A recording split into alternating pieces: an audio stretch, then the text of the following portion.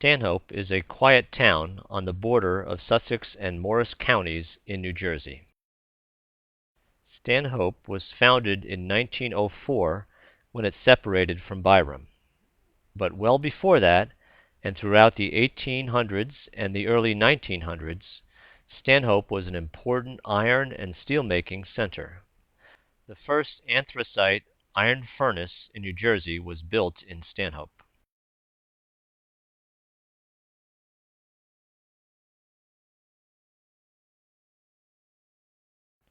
Transportation was crucial to Stanhope's growth. First, the Morris and Sussex Turnpike, completed in 1810, linked Stanhope with the rest of New Jersey. Then the Morris Canal, completed in 1831, brought coal from Pennsylvania and shipped Stanhope's iron to New Jersey manufacturing centers in the east, such as Paterson. Finally, the Morris and Essex Railroad, completed in 1853, allowed Stanhope iron products to be shipped all over New Jersey.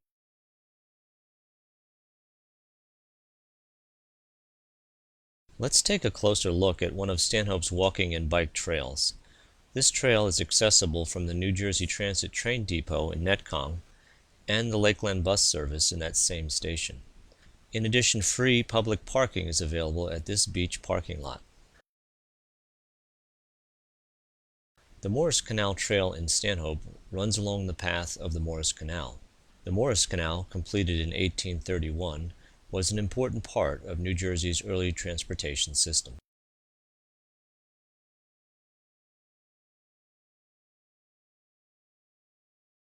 On the eastern shore of Lake Musconetcong, you can see the top of Lock 1 West.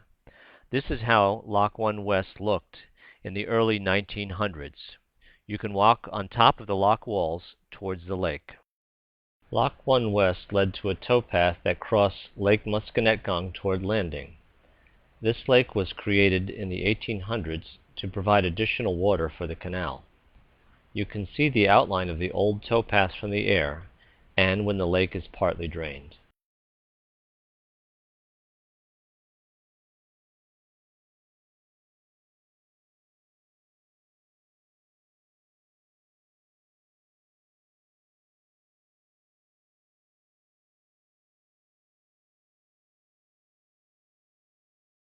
Cross the road and head towards Stanhope. Be sure to cross at the crosswalk. On the other side of the road you can see a section of the canal that is still filled with water. Walk along the towpath and over the concrete bridge. This bridge replaced an old wooden bridge. Overflow water from the canal would flow under the bridge to the Musconetcong River to your left.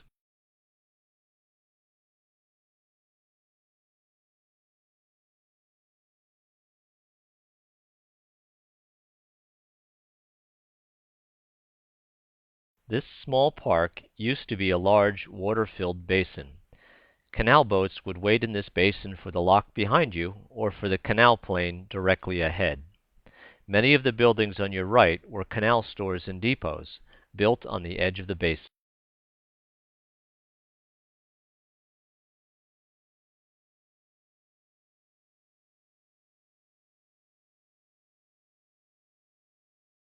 The Stanhope House on the corner of Main and High Streets was a popular watering hole in the canal days and still is today.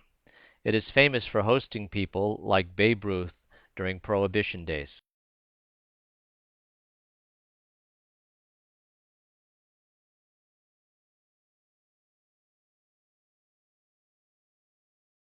Further along are the remains of an old plaster mill. This section of the canal led to the Stanhope Iron Works. The slip was built specifically for that company in exchange for the land under Lake Musconetcong. There are several interesting artifacts on this path. The remains of a wooden gate and a functioning waste weir are clearly visible. At the end of the path is a small pond, which was used for unloading coal and loading iron from the works.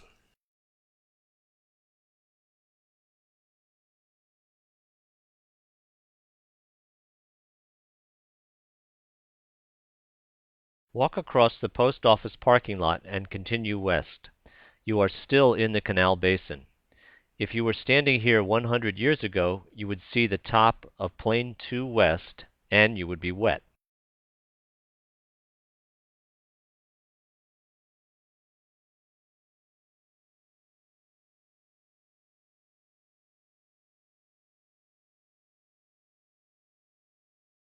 Cross Kelly Place and go down Plain Street.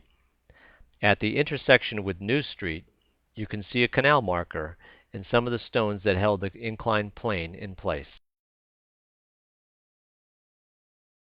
As you continue down Plain Street, be sure to look for the inclined plane stones on your left. They are partly buried on the side of the road.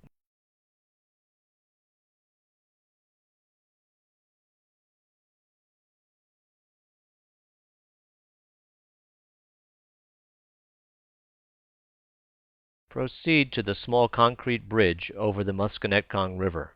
This bridge was built in 1924 when the canal was abandoned to replace a wooden towpath bridge at the same spot. On the other side of the bridge is a rare watered section of the old canal.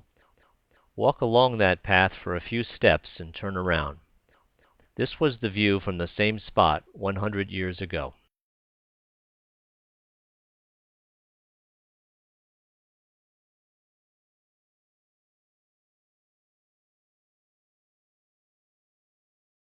The towpath and canal prism look much the same as it looked when the canal was in operation in the 1800s, with fewer trees, of course.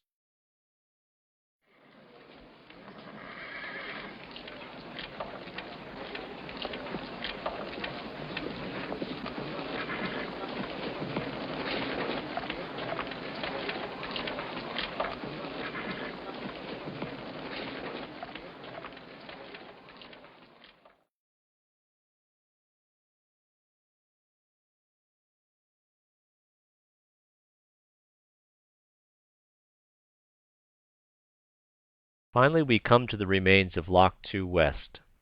Some remnants of the lock tender's house stand today and are worth a careful inspection. Much of the canal for a mile or so to the west of this spot has been buried under Route 206 and Route 80. The walking and biking trail continues, however. After a few hundred yards, the path joins a small paved bike trail near the intersection of Continental and International Drives. This trail leads to the Sussex Branch Bike and Walking Trail, which takes you through other historic and scenic parts of northern New Jersey.